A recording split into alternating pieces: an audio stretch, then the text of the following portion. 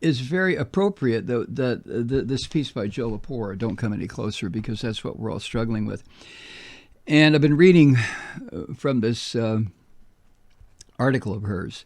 What she's talking about in the article is how pandemics and panics, or not panics, but pandemics and plagues and diseases have affected the world population many times in the past.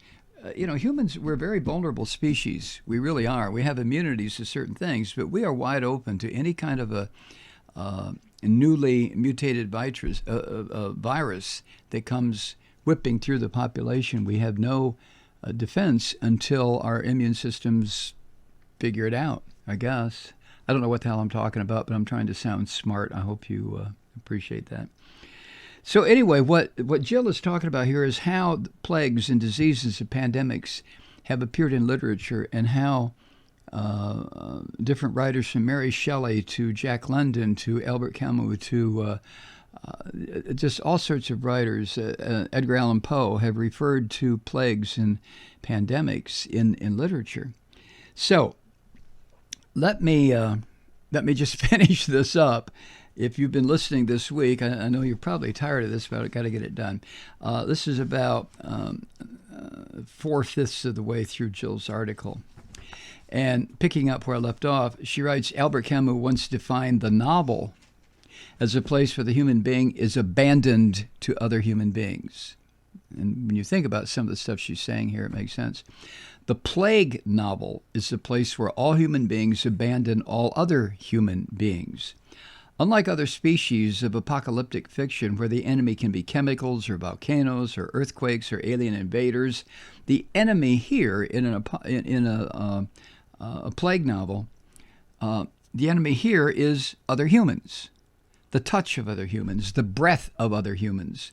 And very often, in the competition for diminishing resources, the mere existence of other humans. I hope we don't get to that. Camus, in his 1947 novel, The Plague, sets the story within the walls of a quarantined French-Algerian town during the Second World War.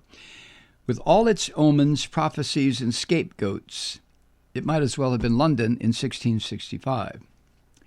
Dr. Bernard Roux, along with everyone else, he's the main character, at first fails to read the signs. Now, the novel purports to be written from Roux's notebook, his journal of a plague year. He watches a rat stumble at his doorstep from the novel.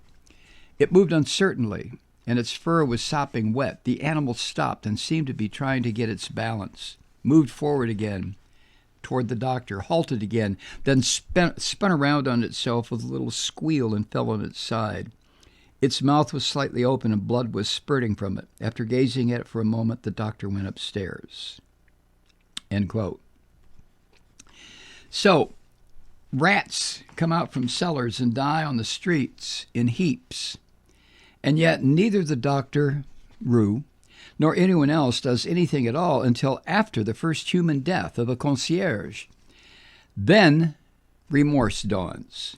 Quote, reviewing that first phase in the light of subsequent events, our townsfolk realized that they had never dreamed it possible that our little town should be chosen for the scene of such grotesque happenings as the wholesale death of rats in broad daylight or the decease of concierge through exotic maladies, unquote. And soon we learned from the novel that the whole town was running a temperature. The number of cases rises, and then it leaps. 11 deaths in 48 hours, then more. The Government Health Committee wishes to avoid using the word plague, but unless it is used, emergency measures cannot be put in place. Notices are posted not only in obscure places in a very small type, and as the doctor observes, quote, it was hard to find in these notices any indication that the authorities were facing the situation squarely, end quote. Finally, in desperation, the government adopts a policy of deratization. And when 30 people die in a single day, The authorities closed the town. Now, the plague is, of course, the virus of fascism. No one in the town gives much thought to the rats until it's too late, even though the plague, quote, rules out any future, cancels journeys, silences the exchange of views, end quote, and few pay sufficient attention to the rats even after it's too late. This is their folly. Quote, they fancy themselves free, and no one will ever be free so long as there are pestilences, end quote, from the novel. The plague does not chronicle a pandemic in the sense that the plague never escapes the town, and yet Camus' plague is a plague without end. But Dr. Roux learns from reading history that there really is only one plague across all of human history, traveling from place to place through the passages of time, from, quote, Chinese towns cluttered up with victims silent in their agony, end quote, to, quote, the damp, putrefying pallets stuck to the mud floor at the Constantinople Lazar House, where the patients were hauled up from their beds with hooks, end quote, to, quote, cartloads of dead bodies rumbling through London's ghoul-haunted darkness, nights and days filled always, everywhere, with the eternal cry of human pain, end quote. And next on the list, Auschwitz, Dachau, Buchenwald.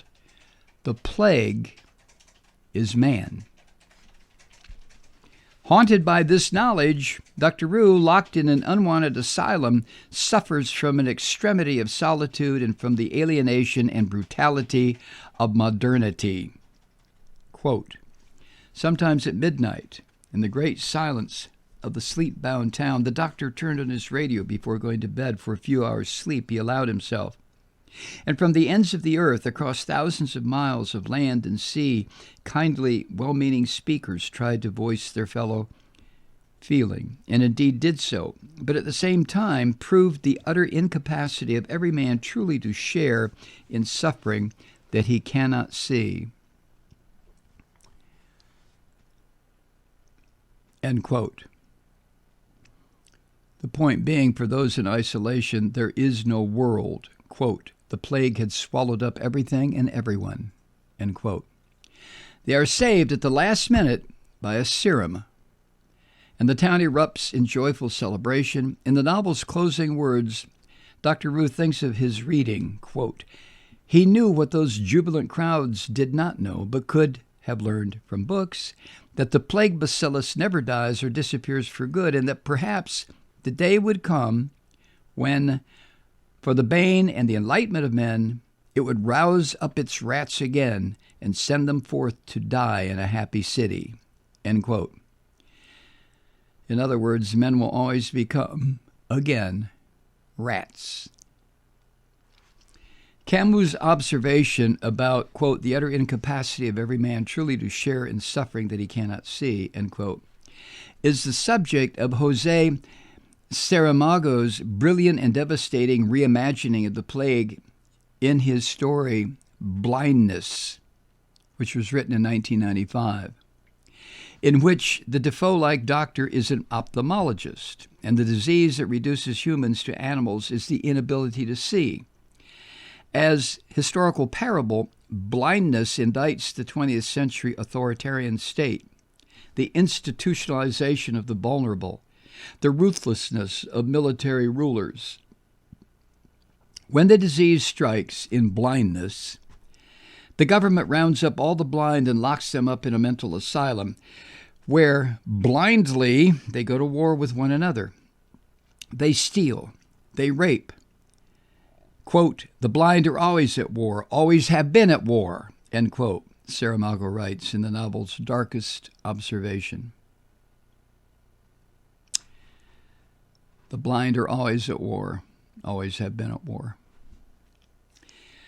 But the novel Blindness is far darker than any history lesson. For Saramago, blindness isn't a disease. Blindness is the human condition. There is, in the novel, only one person left with sight.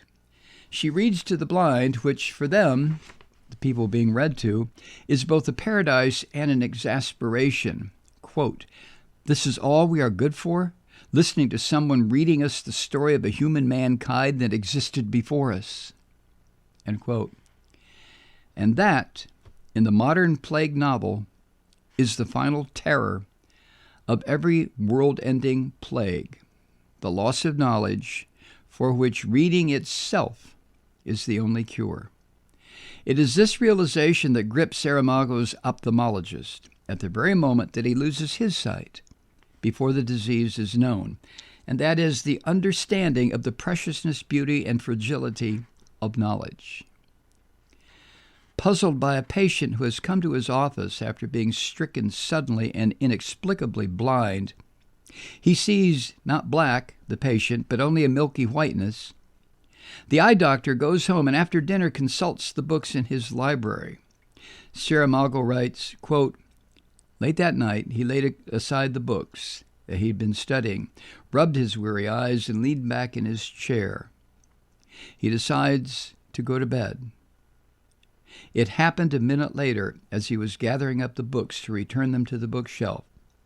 First, he perceived that he could no longer see his hands. Then he knew he was blind." End quote. Everything went white. As white as a blank page.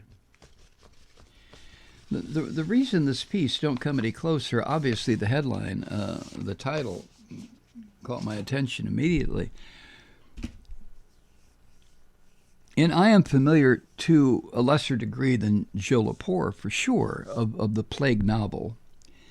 Although I'm ashamed to admit that I have not read Camus' The Plague.